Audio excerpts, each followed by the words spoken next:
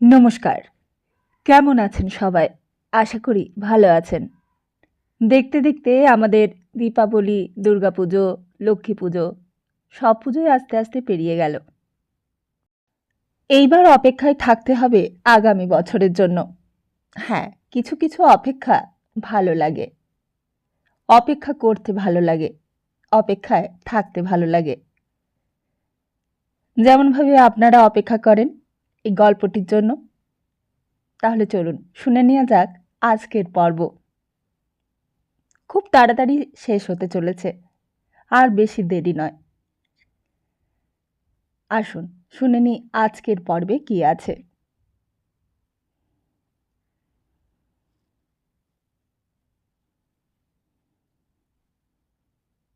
সেদিন মাসিমা জেগে বসেছিল। রোজ রোজ রাত করে আসে দীপু। এত কাজ কিসের তার? সেই কথাটাই জিজ্ঞেস করার ইচ্ছে ছিল। প্রত্যেকদিন দীপু যখন বাড়ির দরজায় কড়া নাড়ে তখন ঘুম চোখে ঢুলে আসছে মাসিমার। সারাদিনের সংসারের কাজে বিশ্রামই পায় না মাসিমা। আর কাজও তো আর একটা নয়। ছোট সংসার হলে কি হবে?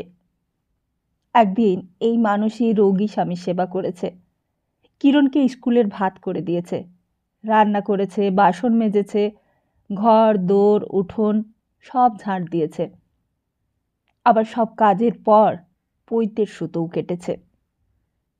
সুতো না কাটলে চলতো না। মাসিমা ভাবত চাকরঝি থাকলে তার কাজ কমে যেত অনেক। কিন্তু এখন দীপুর বাড়িতে আসার পর চাকরঝি থাকা সত্ত্বেও কাজ যেন আরও বেড়ে গেছে। অথচ ক্ষীরই বেশি কাজ করে।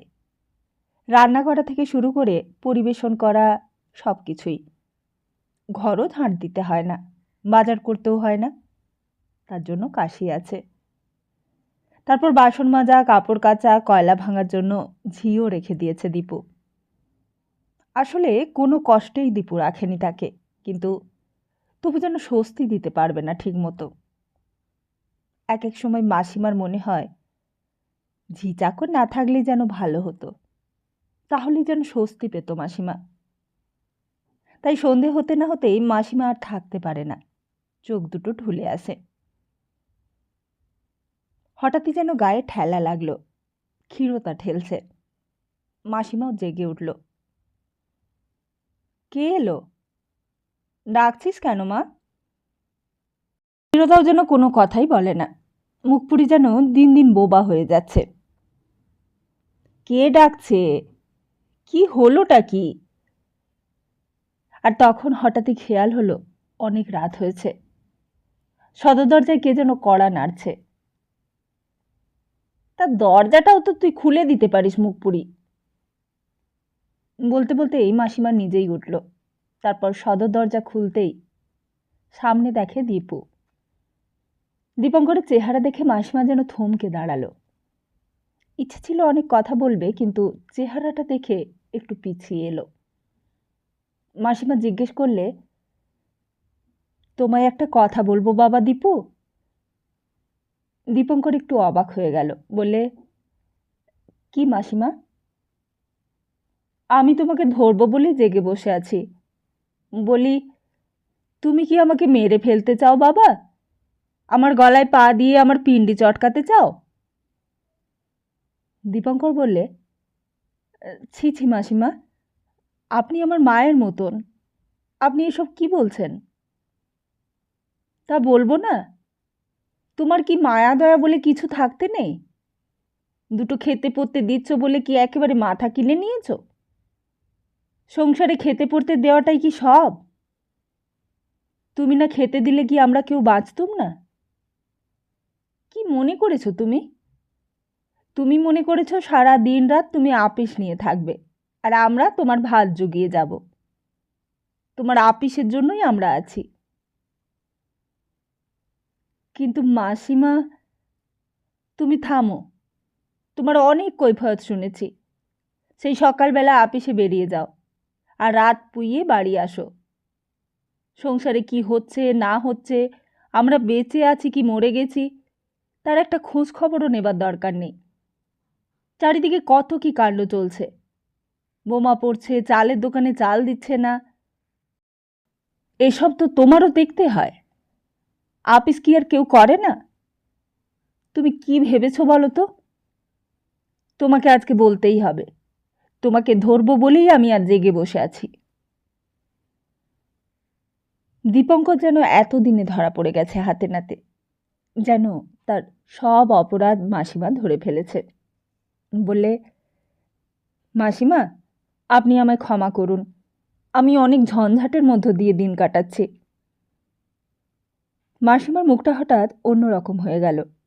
মাসিমা যেন এতক্ষণে অযথা না জেনে তার দীপুর মনে ব্যথা দিয়ে ফেলেছে। বললে, তোমার আবার ঝঞ্ঝাট কিসের বাবা? তুমি খাও দাও, আপিসে যাও, আর আপিস থেকে ফিরে এসে ঘুমিয়ে পড়ো। তোমার আবার কিসের ঝঞ্ঝাট শুনি? দীপঙ্কর কিছুই বলতে পারলে না। বললে হয়তো মাসিমা বুঝতেও পারবে না, আর বোধহয় সবটা বলবার মতো নয়। সতী, লক্ষ্মীদি, দাতারবাবু, সনাতনবাবুর জন্য তার এত ভাবনার মানে মাসিমা হয়তো ঠিক বুঝতে পারবে না। আর শুধু কি তারাই? কিরণ, কিরণের কথাও তো মাথার মধ্যে ভারী হয়ে চেপে বসে আছে সব সময়। একটা বন্ধ সেলের মধ্যে বসে কিরণ প্রতি মুহূর্তে ফাঁসির হুকুমের প্রতীক্ষা করছে। সে ব্যাপারে দীপঙ্করের কিচ্ছু করবার নেই। আর সেই সব কথাই বা মাসিমাকে কেমন করে বলা যায়? নিজের মা যাকে ভুলে গেছে, দীপঙ্কর কেন তাকে ভুলতে পারে না কিছুতেই? এমনটা কেন হয়? কেন হয় এমন? দীপঙ্কর কিছুতেই বুঝতে পারে না।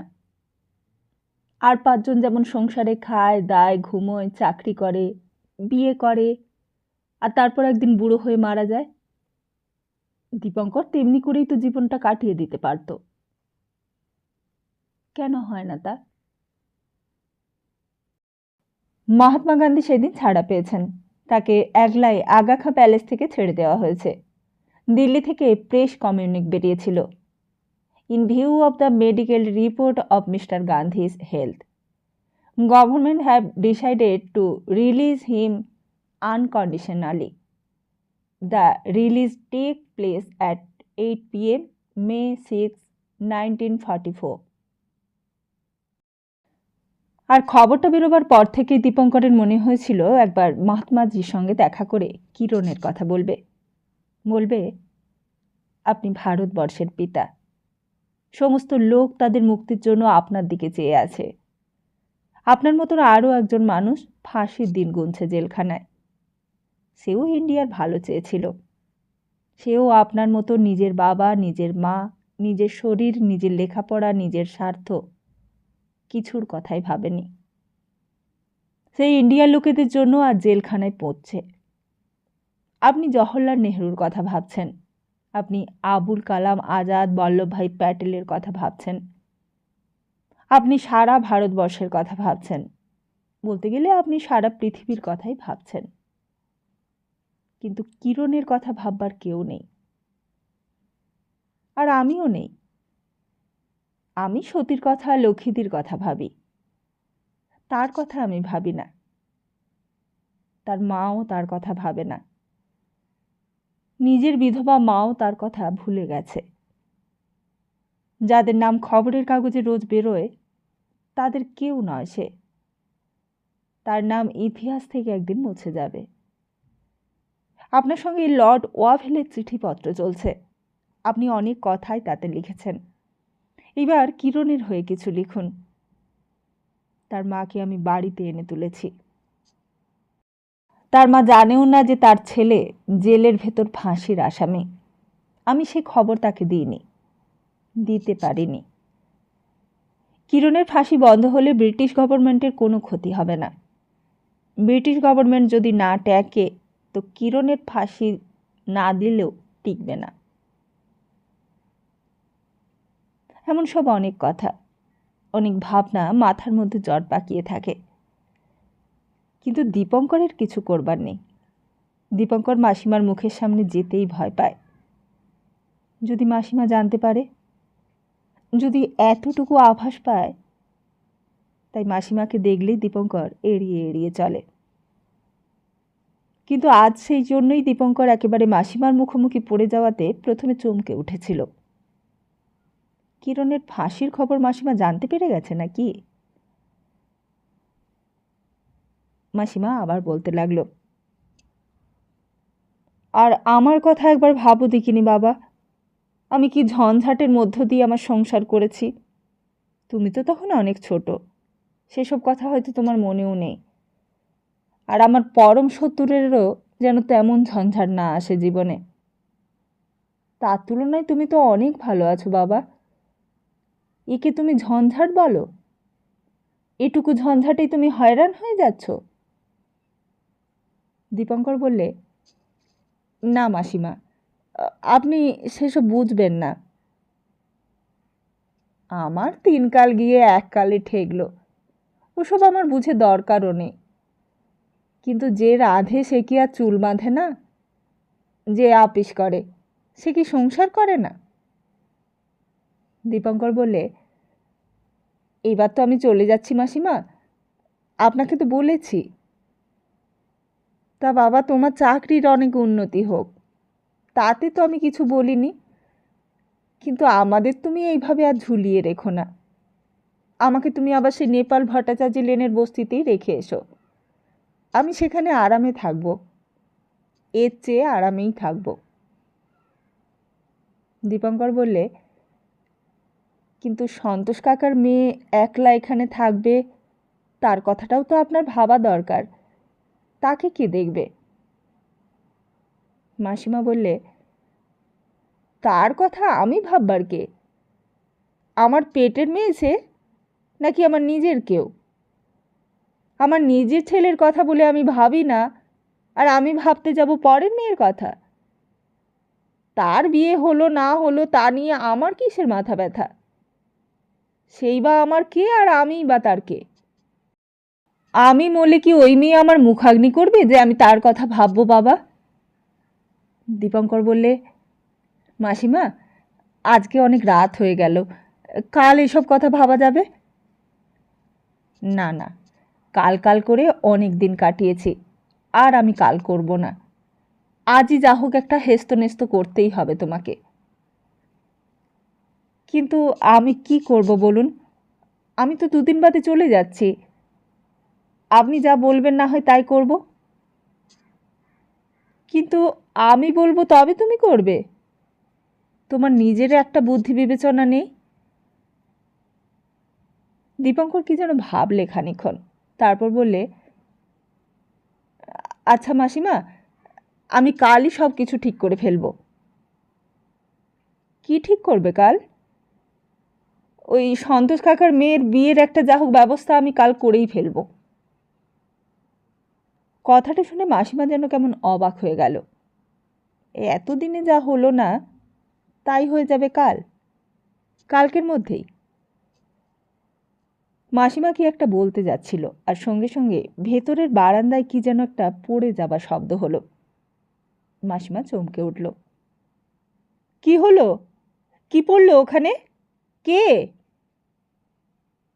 তাড়াতাড়ি দৌড়ে ঘরের বাইরে এসেছে মাসিমা। দীপঙ্করও এসেছে, ঠিক সিঁড়ির গোড়ায়। হ্যাঁ রে মা। ক্ষীরোদা সেইখানে পড়ে অচৈতন্য হয়ে আছে। ও মা, এ যে আমার ক্ষীরি। হ্যাঁ রে মা, তুই এখানে এমন করে পড়ে গেলি কেন? কি হলো তোর? অন্ধকারে বুঝি ঠাহর করতে পারিসনি? দেখো তো কাণ্ড, আলোটা তো জেলে আসতে হয়। তাড়াতাড়ি মাসিমা ধরে তুলতে গেল ক্ষীরোদাকে, কিন্তু ক্ষীরোদা তখন অজ্ঞান অচৈতন্য। মাসিমা তাড়াতাড়ি ক্ষীরোদার গায়ের কাপড়টা ঠিকঠাক করে দিলে, তারপর বললে, ও মা, এই যে একেবারে জ্ঞান নেই বাবা, একটু জল আনো তো, মাথায় দিই। কাশি তখন অঘরে ঘুমোচ্ছে। দীপঙ্কর সেই অবস্থাতেই চৌবাচ্চা থেকে 1 মগ জল এনে দিলে। মাসিমা সেই জল মাথায় থাবড়ে দিতে লাগলো। মাসিমা কি যে করবে কিছুই বুঝতে পারলে না। দীপঙ্কর বললে, একজন ডাক্তার ডেকে আনবো মাসিমা? না বাবা, তুমি এখন যাও, ও আমি বুঝেছি। মাসিমা কি বুঝলো কে জানে। দীপঙ্কর বললে, যদি কিছু খারাপ হয় তখন? ওসব তোমাকে ভাবতে হবে না বাবা, তুমি এখান থেকে সরো দেখিনি। তুমি অনেক ভেবেছ আমাদের জন্য, আর তোমাকে ভাবতে হবে না, যথেষ্ট হয়েছে। এখন তুমি এখান থেকে যাও, খেয়ে দিয়ে শুয়ে পড়োগে যাও। দীপঙ্কর অনিচ্ছা সত্ত্বেও ওপরে চলে গেল। অনেকক্ষণ পর ক্ষীরোদা যেন একটু জ্ঞান হবার মতো হলো, চোখ তুলল। চোখ তুলেই মাসিমাকে দেখে নিজের গায়ের কাপড়টা একটু টেনে আবরু দেওয়ার চেষ্টা করল। মাসিমা মুখটা নিচু করে বললে, কি হয়েছে মা? কি হয়েছিল তোমার? পড়ে গিয়েছিলে কেন? অন্ধকারে পা পিছলে গিয়েছিল? ক্ষীরোদা যেন এতক্ষণে হুঁশ হলো, উঠে বসতে গেল। তারপর এই দিক ওদিক চেয়ে কাউকে যেন খুঁজতে লাগলো। মাসিমা বললে, কাকে খুঁজছো মা? এখানে কেউ নেই, শুধু আমি আছি আর দীপুকে ওপরে পাঠিয়ে দিয়েছি। তোমার কোনো ভয় নেই। এখন কেমন বোধ করছো? মুখ নিচু করেই মাসিমা প্রশ্ন করছিল। ক্ষীরোদা মাসিমার কথার কোনো উত্তর দিলে না। যেন উত্তর দিতে গিয়ে তার দুই চোখ বেয়ে ঝরঝর করে জল গড়িয়ে পড়তে লাগলো। মাসিমা দেখতে পেয়েছিল। আঁচল দিয়ে চোখ দুটো মুছিয়ে দিতে দিতে বললে, ছি, কাঁদতে নেই মা, কাঁদতে নেই। তারপর বললে, চলো মা, তোমাকে ঘরে নিয়ে যাই। আস্তে আস্তে চলো, আমি ধরছি। ঘরে নিয়ে যেতে যেতে বললে, সংসার তো এখনো করনি মা, যখন সংসার করবে তখন বুঝবে। এক্ষুনি যদি কেঁদে কেঁদে চোখের জলটুকু সব ফুরিয়ে ফেলো, তাহলে পরে কি করবে মা? চলো, কাঁদার দিন তো এখনো আরম্ভ হয়নি মা তোমার, এখনো যে সামনে সমস্ত পড়ে রয়েছে, তখন অনেক কাঁদার সময় পাবে। চলো, ঘরে চলো। এই বলে মাসিমা বিছানার ওপর ক্ষীরোদাকে শুইয়ে দিলে আস্তে আস্তে। দীপঙ্কর ঘরের মধ্যে গিয়ে তখনও জামা কাপড় ছাড়েনি, চুপ করে বিছানার ওপরেই পা ঝুলিয়ে বসেছিল। দীপঙ্কর যেন হিসেব মেলাতে পারছিল না। সকলের ভালো করতে গিয়ে যেন সকলের ওপর অবিচার করে ফেলছিল সে। কেন হয় এমন? এ কি তার নিজের কোনো দোষের অপরিহার্য ফল? এর কি কোনো প্রতিকার নেই? হঠাৎই মাসিমা ঘরে ঢুকল। দীপঙ্কর মাসিমার দিকে চোখ তুলে চাইতেও ভয় পাচ্ছিল। কিন্তু মাসিমা হঠাৎ যেন ফেটে পড়ল, বললে, তুমি কি ভেবেছ বলো দেখিনি দীপু? এমনি করে আর কত শাস্তি দেবে তুমি? দীপঙ্কর দাঁড়িয়ে উঠল, বললে, মাসিমা, শেষকালে আপনিও এই কথাই বলবেন? তা বলবো না? আমি তো তোমাকে গোড়া থেকেই বলে আসছি, কাজটা তুমি অন্যায় করছো। কেন তুমি আমাকে এখানে নিয়ে এলে? ঘরে পাপ পুষে রেখে দিয়েছ তার সাক্ষী রেখে দেবার জন্য? দীপঙ্কর বললে, কিন্তু মাসিমা, আমি তো আপনার ভালোর জন্যই এটা করেছিলুম। আমার ভালোর কথা তুমি ছেড়ে দাও। ওই মুখপুরিটার তুমি কি দশা করতে চাও আমাকে তাই আগে বলো, তবে আমি এখান থেকে যাব। যদি ওর গলা টিপে ওকে মেরে ফেলতে চাও, তাও আমাকে খুলে বলো, আমি আজ শুনে যাই। দীপঙ্কর বললে, আপনার পায়ে পড়ছি মাসিমা, আমাকে আপনি একটা রাত্রিরের সময় দিন, একটা রাত আমাকে ভাবতে দিন। আমি অনেক ব্যাপার নিয়ে বিব্রত, আমি আর পারছি না। আপিস তো সবাই করে বাবা, আপিস করে আবার সংসার করে, কিন্তু আপিস নিয়ে তোমার মতো এমন করে ঘর সংসার জলাঞ্জলি দিতে আমি কাউকে দেখিনি। দীপঙ্কর বললে, না মাসিমা, আপিস নয়, এসব আপনাকে আমি বোঝাতে পারবো না। বাইরের লোক কেউ বুঝবে না তা, আর সে বোঝাবারও জিনিস নয়। আমি আপনার পায়ে ধরে ক্ষমা চাইছি, আমাকে শুধু আপনি একটা রাতের সময় দিন। অনেক রাত হয়ে গিয়েছিল সেদিন। মাসিমাও ক্লান্ত, দীপঙ্করও ক্লান্ত। বোধহয় বেশি ক্লান্ত ছিল বলেই দীপঙ্কর সেইভাবে বিছানার উপর শুধু এপাশ ওপাশ করে কাটাতে লাগলো সেই রাতটা।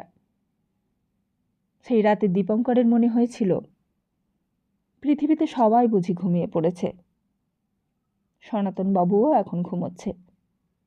নয়নরঞ্জিনী দাসীও হয়তো এখন ঘুমে অচৈতন্য। লক্ষ্মীদিও হয়তো ঘুমের ওষুধ খেয়ে চৈতন্য হারিয়েছে। দাতারবাবুও তার মাথার কাছে হয়তো শুয়ে ঘুমিয়ে পড়েছেন। সতীও হয়তো কিছুক্ষণ পর ফিরে এসেছে চেক বই নিয়ে। তাকে খুঁজছে। সদর দরজার বাইরে সিঁড়িতে নেমে দীপু বলে হয়তো ডেকেওছে। তারপর তাকে দেখতে না পেয়ে আবার নিজের ঘরে ফিরে গেছে। তারপর খাওয়া দাওয়া সেরে এখন নিশ্চিন্ত মনে ঘুমোচ্ছে। হয়তোবা নিজের ঘরে মাসিমাও এতক্ষণে ঘুমিয়ে পড়ল। সন্তোষ কাকার মেয়েও হয়তো মাসিমার বুকের ভেতর মুখ লুকিয়ে কাঁদতে কাঁদতে ঘুমের ঘোরে আচ্ছন্ন হয়ে গেছে। আরও কত কি কথা। কিরণ যে কিরণ, সেই কিরণও বোধ হয় তার শেলের মধ্যে এখন ক্লান্তিতে ঘুমিয়ে পড়েছে। শুধু একলা দীপঙ্করেরই চোখে ঘুম নেই। কিন্তু দীপঙ্কর জানত না, সেই 1944 সালে সেই দিন কেউই ঘুমোয়নি। ফিনল্যান্ড থেকে ইস্ট প্রুশিয়া পর্যন্ত পোল্যান্ড, হাঙ্গারি, রোমানিয়া জুড়ে সমস্ত ভূভাগে তখন আগুন জ্বলতে শুরু করেছে সমস্ত দিন রাত। হিটলার কি ঘুমোতে পারে সেই অবস্থায়? চার্চিলেরও তখন অনেক ভাবনা। জাপান প্রায় সমস্ত ইস্ট এশিয়াটা নিয়ে নিয়েছে। মুসোলিনি মেডিটেরেনিয়া সি, সিসিলি, সার্ডিনিয়া নিয়ে বসে আছে। কিন্তু আর কতদিন? টিউনিস আর বীরজাতা থেকে জার্মান আর্মিকে চলে যেতে হয়েছে। সুতরাং আর কতদিন ইটালির হাতে থাকবে সেই দেশ? পৃথিবীর কোথাও ঘুম নেই। গান্ধীজিরও ঘুম নেই তখন। তিনিও আশ্রমে বসে রাত জেগে জেগে মোহাম্মদ আলী জিন্নাকে চিঠি লিখছেন। ব্রাদার জিন্না, একদিন ছিল যখন আমি তোমাকে মাতৃভাষার কথা বলতে উৎসাহিত করতে পারতাম। আজ আমি সেই একই ভাষায় তোমাকে লিখবার সাহস করছি। আমি জেলে থাকাকালীন তোমাকে আমার সঙ্গে দেখা করতে আমন্ত্রণ জানিয়েছিলাম। মুক্তি পাওয়ার পর থেকে আমি তোমাকে আর লিখিনি। কিন্তু আজ আমার মন বলছে আমাকে তোমাকে লিখতেই হবে। তুমি যখনই চাও আমরা দেখা করব। আমাকে ইসলামের বা এই দেশের মুসলমানের শত্রু বলে মনে করো না। আমি শুধু তোমার নই, সমগ্র বিশ্বের বন্ধু এবং সেবক। আমাকে নিরাশ করো না। Do not disappoint me. Your brother MK Gandhi. আর শুধু Hitler, Churchill, Mussolini, Eisenhower, Gandhiji নয়, তাদের সঙ্গে মাসিমাও জেগে আছে, ক্ষীরোদাও জেগে আছে। ফাঁসি সেলের মধ্যে সেদিন প্রত্যেক দিনের মতোই সেদিনও জেগে আছে কিরণ। তার ঘুম আসে না। ইন্ডিয়া স্বাধীন না হলে তার ঘুমও হয়তো আর আসবে না কখনোই। আর তার সঙ্গে আরও একজন জেগে আছে। গড়িয়াহাট লেভেল ক্রসিংয়ের বাড়িতে তার অন্ধকার নিঃসঙ্গ ঘরে সতীও জেগে আছে। তার হয়ে দীপঙ্কর ঘোষ দিয়ে দিয়েছিল। দীপঙ্কর তার জীবনের ভবিষ্যতের ভিত ঘুষের কংক্রিট দিয়ে পাকা করতে চেয়েছিল। এর চেয়ে আর কোন অপমান এত মর্মান্তিক হতে পারে, এত মর্মান্তিক হয়ে আঘাত করতে পারে? তাই সারা পৃথিবীর সঙ্গে সতীও বিনিদ্র রাত কাটাচ্ছে দুই চোখ খুলে।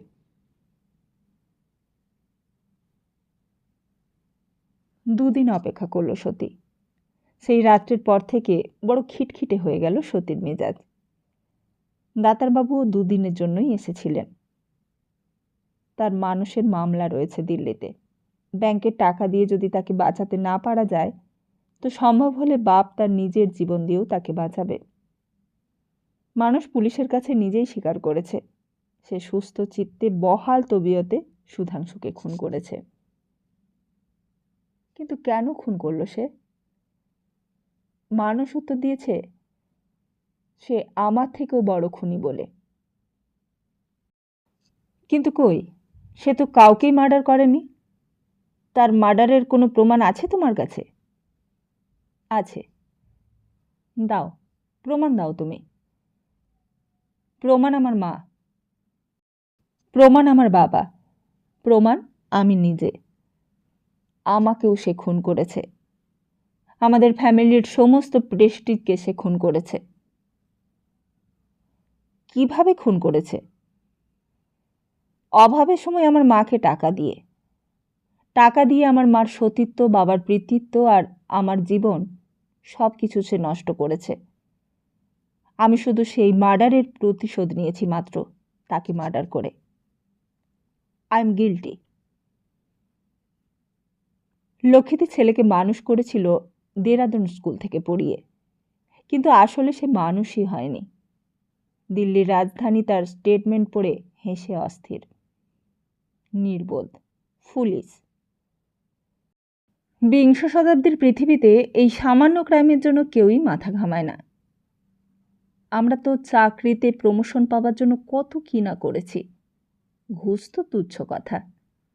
ভেট দেওয়া তো এখন পুরনো হয়ে গেছে, ওতে আর কারোর মন ভোলে না।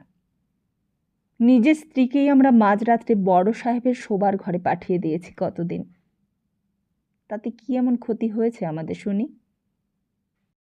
কেউ তো তা জানতেও পারেনি। মাঝখান থেকে গ্রেড পেয়ে গেছি, গেজেটেড পোস্টের জন্য নমিনেশন পর্যন্ত হয়ে গেছে। এবার সেক্রেটারিয়েট সুপারিনটেন্ডেন্ট হব। তখন কি সেই দাগ লেগে থাকবে? দিল্লির লোক সত্যিই হাসতে হাসতে অস্থির হয়ে গেল। আর এতদিন ধরে যে তোমাকে লেখাপড়া শেখাবার টাকা জুগিয়েছে, সেটা কিছুই হলো না। তোমার বাবা যখন পাগল হয়ে গিয়েছিল, তখন তার চিকিৎসার খরচ কে দিয়েছে? তোমার মার শাড়ি, গাড়ি, বাড়ি, গয়না, রেফ্রিজারেটর, রেডিওগ্রাম, ট্রানজিস্টার, সিক্রেট, এই সমস্ত কার জন্য? ব্যাংকে যে লক্ষ লক্ষ টাকা তোমার নামে, তোমার বাবার নামে, তোমার মার নামে জমা, সেসব কার দৌলতে? তার জন্য তো তোমার গ্রেটফুল থাকা উচিত। তা নয় প্রতিশোধ। ডাক্তারবাবু যাবার দিন ঘনিয়ে এলো। বলে, আমি চললাম। সতী সেদিকে মুখ ফিরিয়েও দেখলে না। আমার ছেলের মামলার হিয়ারিং আছে সামনে, তাই আর থাকতে পারলুম না। তুমি একটু তোমার লক্ষ্মী দিকে দেখো। সতী তবুও মুখ তুলল না।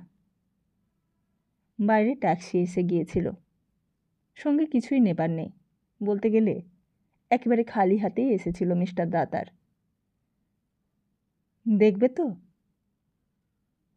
সতী তবুও একটুও মুখ তুলল না। দাতারবাবু অনেকক্ষণ দাঁড়িয়ে রইল সতীর সামনে। কোথাও কোনো সহানুভূতির চিহ্ন দেখা গেল না।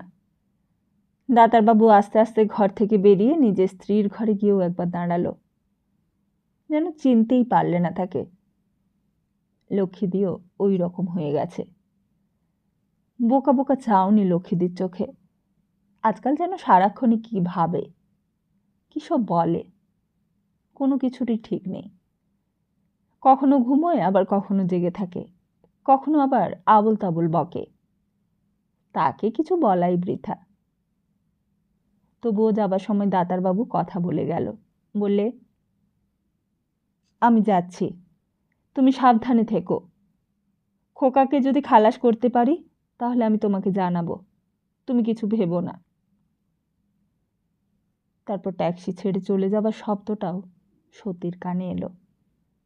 আর তারপরেও অনেকক্ষণ কেটে গিয়েছিল। সমস্ত পৃথিবী জোড়া হাহাকারের মধ্যে বসে সতী যেন মুহূর্তের পদধ্বনি শুনতে লাগল। রঘু দুপুরবেলা একটুখানির জন্য ঘুমিয়ে পড়েছিল। তারপর কখন যে বিকেল হয়ে গেছে তা টের পায়নি। একলা মানুষ, সারাদিন রান্না করা, বাজার করা সবই তাকেই করতে হয়। হঠাৎ ডাকাডাকিতে ঘুম ভেঙে গেছে। ধরফর করে উঠেই সামনে দেখে দিদিমণি একেবারে বাইরে যাবার জন্য তৈরি হয়ে আছে। সতী বললে, আমি একটু বাইরে যাচ্ছি রঘু, বর্দিমণি একলাই রইল, একটু দেখিস। কখন আসবেন আপনি? সতী বললে, এই 1 ঘন্টার মধ্যেই ফিরে আসব। চোখে চোখে রাখবি কিন্তু বর্দিমণিকে, বুঝলি? আচ্ছা, দেখব। দেখিস সেই দিনকার মতো যেন আবার হঠাৎ বর্দিমণি লেভেল ক্রসিংয়ের কাছে চলে না যায়। খুব সাবধান কিন্তু। রঘুকে সাবধান করে দিয়ে সতী একলাই বেরোলো হাঁটা পথে। এমনিতে বিকেলবেলা এদিকে আজকাল অনেক লোকজন থাকে। নিজের হ্যান্ডব্যাগের ভেতর দুটো চেক বই পুরে নিয়েছে। সোজা লেভেল ক্রসিংটা পার হয়ে একবারে আরও চওড়া রাস্তাটায় গিয়ে পড়ল। অনেক লোকেরা এদিকে বেড়াতে চলেছে। বাঁ দিকে লেকে যাবার রাস্তা। বুদ্ধ মন্দির, ঢং ঢং করে ঘন্টা বাজছে। সতীর মনে হলো যেন ওই শব্দের তালে তালে তার জীবনের উত্থান পতনের ছন্দটা এক টানা মিলে যাচ্ছে। আশ্চর্য, কোথাকার কোন বর্মার জীবন এত দূরে এখানে এসেও ঠিক গড়িয়ে গড়িয়ে চলছে। বিকেল পড়ে আসছে। বড় বড় গাছ, গাছের তলা দিয়ে নিজেকে আড়াল করে নিয়ে সোজা রাসবিহারী এভিনিউতে গিয়ে মিশল, আর তারপর ডাইনে, আর ডাইনে গিয়ে স্টেশন রোড, দীপুর বাড়ি। বাড়ির সামনে হাজির হতেই সতী অবাক হয়ে গেল। এত বড় একটা তালা ঝুলছে সদর দরজায়। তাহলে ভেতরে কেউ নেই নাকি? নাকি বাড়ি ফুল করে ফেলেছে সে? কিন্তু কই, এই তো, এই সিঁড়ি দিয়েই তো একদিন এই বাড়িতে এসে ঢুকেছিল সতী। এই তো সেই বাইরের রোয়াকটা, সামনেই তো সেই বাইরের ঘরটাও, উপরে ওই তো রেলিং দেওয়া বারান্দা, সব কিছুই তো সেরকমই। কোথায় গেল তাহলে তারা? রাস্তাতে এখন তেমন লোক চলাচল নেই। কাকে জিজ্ঞেস করা যায়? সত্যি বড় মুশকিলে পড়ল। পাশের বাড়ির সামনে গিয়ে দেখলে তাদের সদর দরজাটা বন্ধ, জানালাটা খোলা, কিন্তু সেখানেও কেউ নেই। কোথায় কাকে জিজ্ঞেস করলে সব জানতে পারা যায় তা ঠিক বোঝা গেল না। তবে কি দীপঙ্কর এই কদিনের মধ্যে শিলিগুড়ি চলে গেল? যাবার আগে একবার তাকে জানিয়েও গেল না? এমন করে ভুল বুঝল সতীকে? মাথার ঘোমটা নিচু করে টেনে দিলে কেউ হয়তো দেখলে অন্য কিছু ভাবতে পারে। ডানদিকের বাড়ির দোতলার বারান্দায় একজন বৃদ্ধ দাঁড়িয়েছিলেন। এতক্ষণ সতী তাকে দেখতে পায়নি, সতীর দিকে চেয়ে দেখছিলেন। সেখান থেকেই তিনি জিজ্ঞেস করলেন, তুমি কাকে খুঁজছো মা? সতী অসহায়ের মতো তার মুখের দিকে চোখ তুলল, বললে, এইখানে দীপঙ্কর সেন বলে একজন থাকতেন। বৃদ্ধ বললেন, হ্যাঁ, এ তো আমারই বাড়ি। তিনি আমার বাড়িতেই ভাড়া থাকতেন, রেলে চাকরি করতেন। দরজায় তালা বন্ধ কেন? কোথায় তারা? তিনি তো চলে গেছেন, পরশুদিন এই বাড়ি ছেড়ে দিয়েছেন। তিনি বদলি হয়ে গেছেন শিলিগুড়িতে। তারা এখন কলকাতাতে নেই? বৃদ্ধ বললেন, না মা, আমি তো অন্য লোককে এই বাড়ি ভাড়া দিয়ে দিয়েছি। সতী আর দাঁড়ালো না। তার পায়ের তলার মাটি যেন তখন থরথর করে কাঁপতে শুরু করেছে। মাথার উপর ঘোমটাটা আরও একটু টেনে দিয়ে সতী আবার রাস্তা ধরল, যেই রাস্তা দিয়ে সে এসেছিল, সেই একই রাস্তা। চলতে চলতে সতীর মনে হলো মানুষের জীবনে ফেলে আসা রাস্তায় ফিরে চলার মতো দুর্ভোগ বুঝি জীবনে আর কিছু নেই। চারিদিকে তখন সন্ধ্যের অন্ধকার আবছা হয়ে নামল,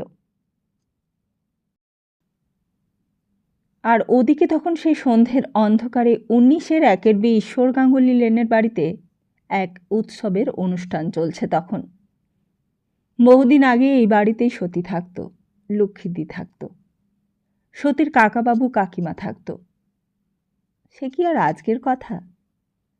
এই উপন্যাস যখন শুরু হয়েছে সেসব তখনকার কথা। এতদিন পর এই পাড়ার চেহারা অনেক বদলে গিয়েছিল। সেই মধুসূদনদের বাড়ির রোয়াকে বসে আড্ডা দিত দুনি কাকা, পঞ্চাদা সবাই, সেই রোয়াক এখনও আছে। এখনও সেখানে আড্ডা বসে, খবরের কাগজ নিয়ে টানাটানি পড়ে যায় সকালবেলা। কংগ্রেস, জিন্না, শ্যামাপ্রসাদ নিয়ে তুমুল হইহট্টগোল চলে। আর সামনে সেই ফটিকদের সেই বস্তিটাও পাথরপটির রাস্তার ধারে ঠিক তেমনিই আছে। কখন কোন কারখানায় এখন কাজ করে সে, ভোরবেলা বেরোয় আর রাত্রেবেলা ফেরে। দীপঙ্কর জিজ্ঞেস করলে, আর চণ্ডীবাবু সেই নাতি, সে কোথায় গেল রে? ফটিক বললে, জানিস না তুই? সে তো মারা গেছে রে। মারা গেছে? কবে? কি করে? অত বড় লোকের নাতি, একমাত্র নাতি। স্কুলে তাদের দারোয়ান রামধনী এসে 1 গ্লাস দুধ আর 4টে রসগোল্লা খাইয়ে যেত রোজ। একদিন ওই চণ্ডীবাবুর বাড়িতেই কিরণ আর দীপঙ্কর ঢুকেছিল পুলিশের ভয়ে। চণ্ডীবাবু সেই দিন দারোয়ান দিয়ে তাড়িয়েও দিয়েছিল। সেসব কতদিন আগেকার কথা। ফটিক বললে, মোটর গাড়ি চড়ে যাচ্ছিল, একটা মিলিটারি ট্রাকের ধাক্কা লেগে সেইখানেই মারা গেছে। একটু আহা বেরোলো দীপঙ্করের মুখ দিয়ে। চণ্ডীবাবুর একমাত্র নাতি, একমাত্র বংশধর। ছোটবেলায় ওদের বাড়িতেই ডাকাত পড়েছিল, তাতেও কোনো কিছুর ক্ষতি হয়নি। এবার আরও চতুর ডাকাত এসে সব টাকা, সব ঐশ্বর্য নিরর্থক করে ছেড়ে দিলে একেবারে। দীপঙ্কর বললে, ঠিক যাস কিন্তু তুই ফটিক। সব পুরনো বন্ধুদের খুঁজে খুঁজে নেমন্তন্ন করেছি, যত বন্ধু ছিল। কটার সময় বিয়ে? ঠিক সন্ধ্যে 6টায়, গোধূলি লগ্নে। পুরনো বন্ধু বলতে আর কে বা আছে?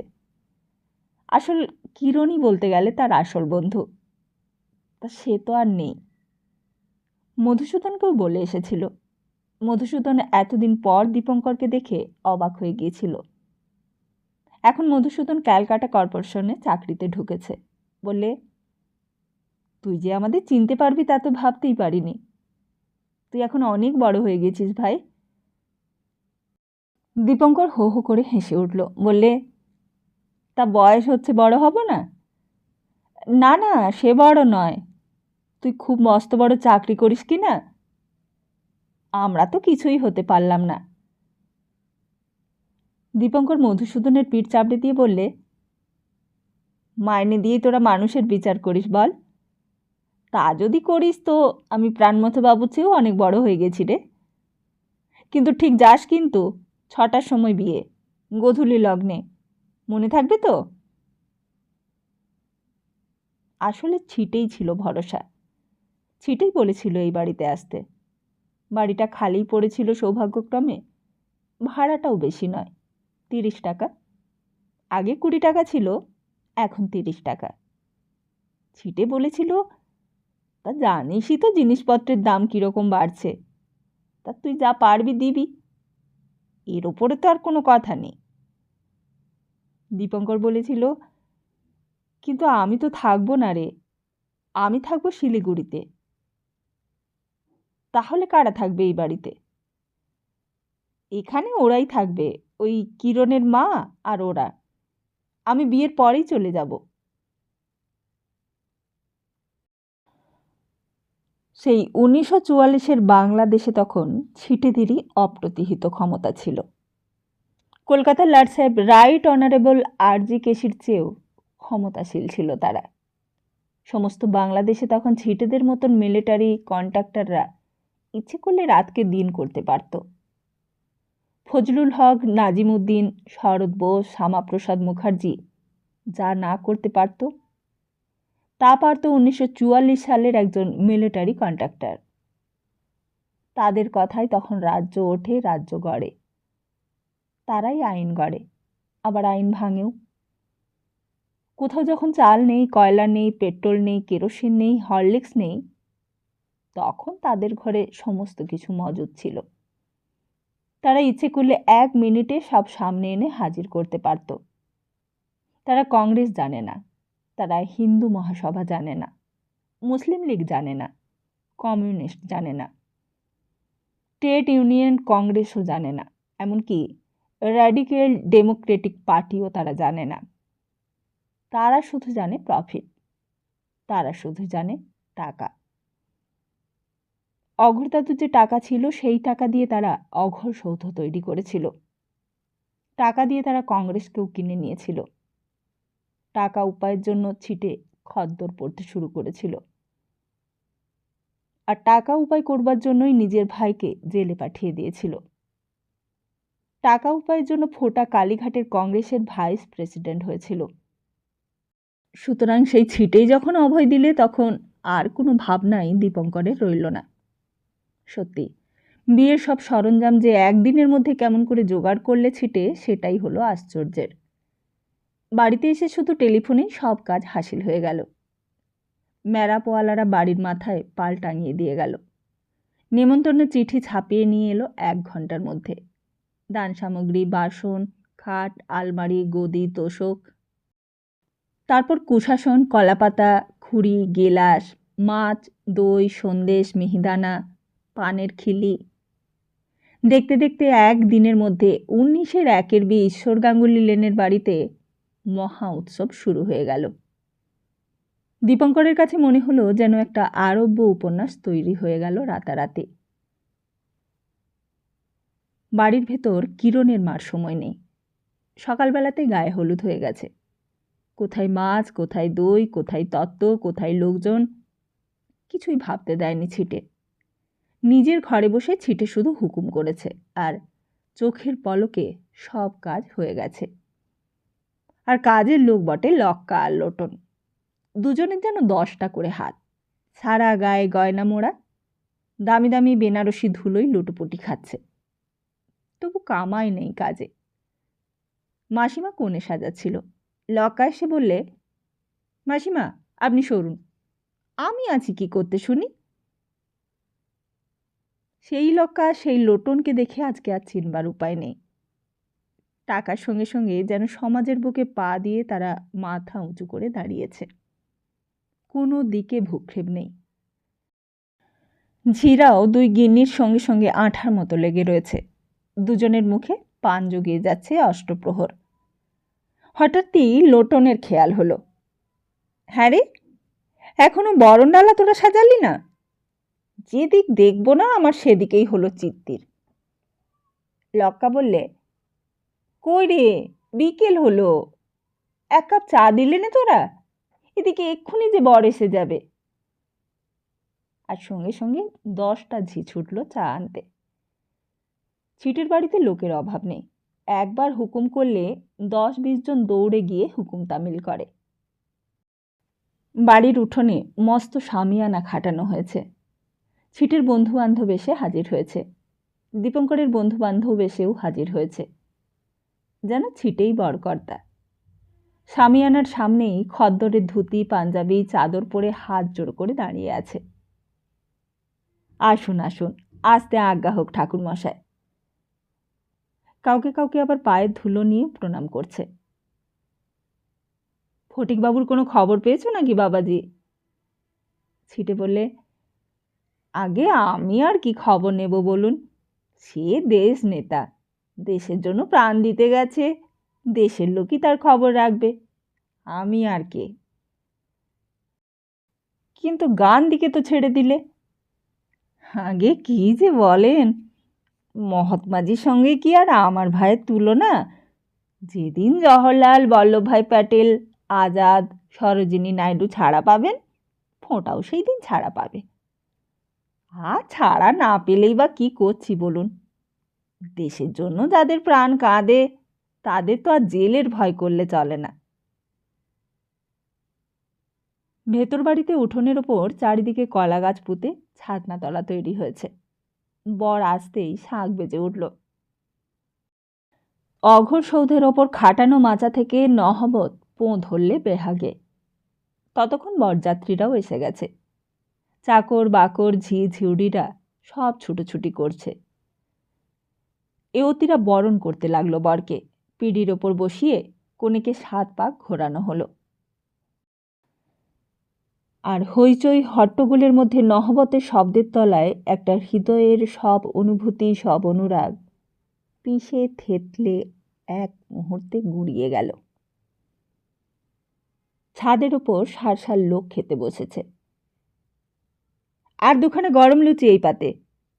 কি হে মনমথো, তুমি যে কিছুই খাচ্ছ না হে। আরে দত্তমশাই যে কতক্ষণ এসেছেন, আর 1খানা মাছ নিন, আমি নিজে সুপারভাইজ করে রান্না করিয়েছি। রসময়, তুমি ওই লাইনে পোলাওটা নিয়ে ঘুরে যাও, আর এদিকে পোনা মাছের কালিয়াটা একবার রিপিট করে যাক কেশব। কি, আপনার শরীরটা কেমন বাড়ুজ্যে মশাই? ছেলে চিঠি দিয়েছে? তুমি তো ঘরের লোক হে অক্ষয়, চেয়ে খেতে পারো না? ভেতরে স্ত্রী আচারের আসরে খিলখিল হাসি আর উলুধ্বনি চলছে। সেখানে একমাত্র পুরুষ পাড়ার নাপিত বঙ্কিম।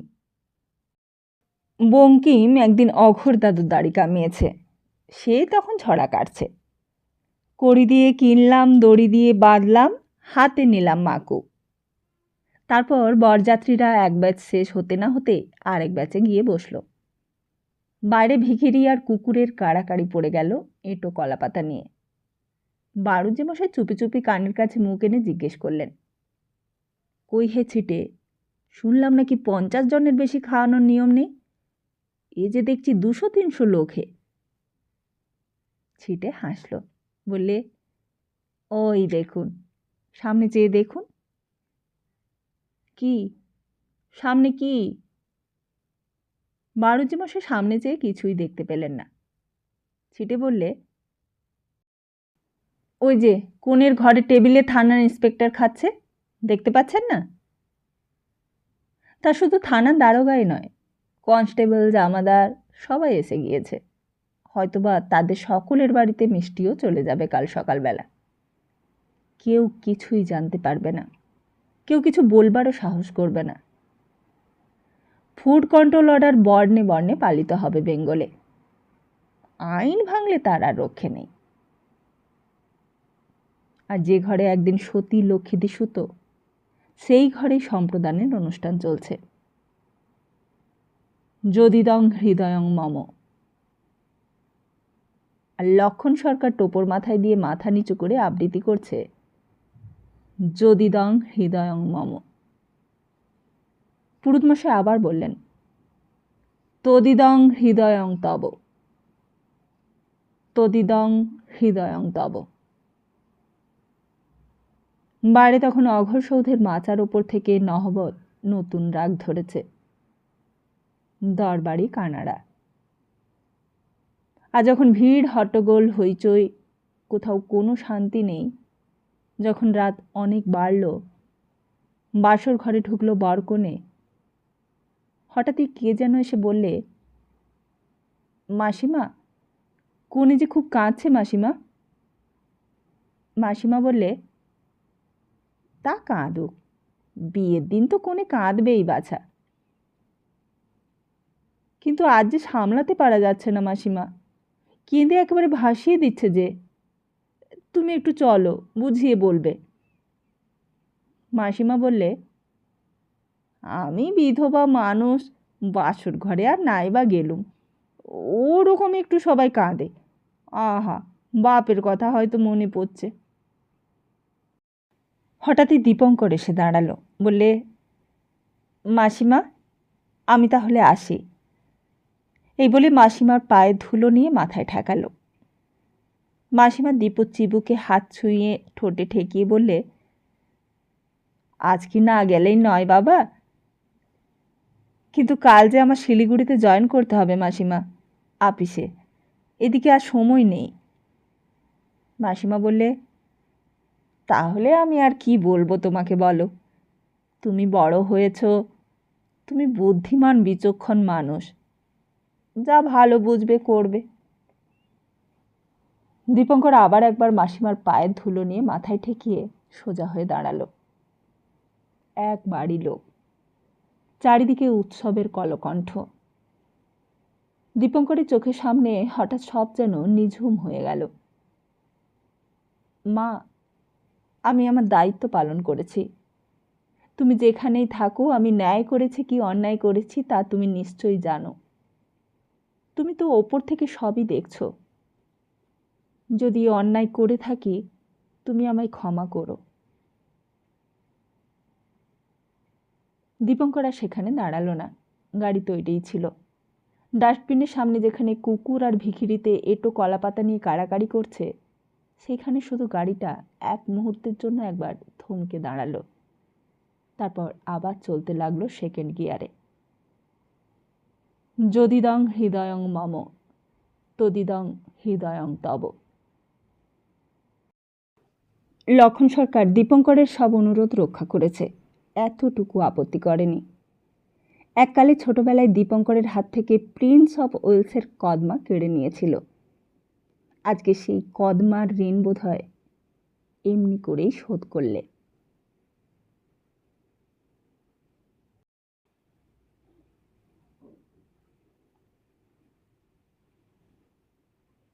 তাহলে আজকের মতো এখানেই শেষ করি। খুব তাড়াতাড়ি আসছি আগামী অন্তিম পর্বটি নিয়ে। ততদিন ভালো থাকুন, সুস্থ থাকুন আর সবাইকে ভালো রাখুন। হ্যাঁ, গল্প পাঠ ভালো লাগলে কমেন্ট করতে, শেয়ার করতে আর লাইক করতে একদম ভুলবেন না। নতুন শ্রোতা বন্ধুদের জন্য অনুরোধ রইল, চ্যানেলটিকে সাবস্ক্রাইব করে পাশে থাকুন। আপনাদের পাশে থাকা আমাকে এগিয়ে নিয়ে যেতে সাহায্য করে, সেটা অবশ্যই আপনারা জানেন। তাই চাইব পাশে থাকুন, সাথে থাকুন, নিজেরা ভালো থাকুন আর সবাইকে ভালো রাখুন। তাহলে আজকের মতো আসি, কেমন? ভালো থাকবেন। নমস্কার।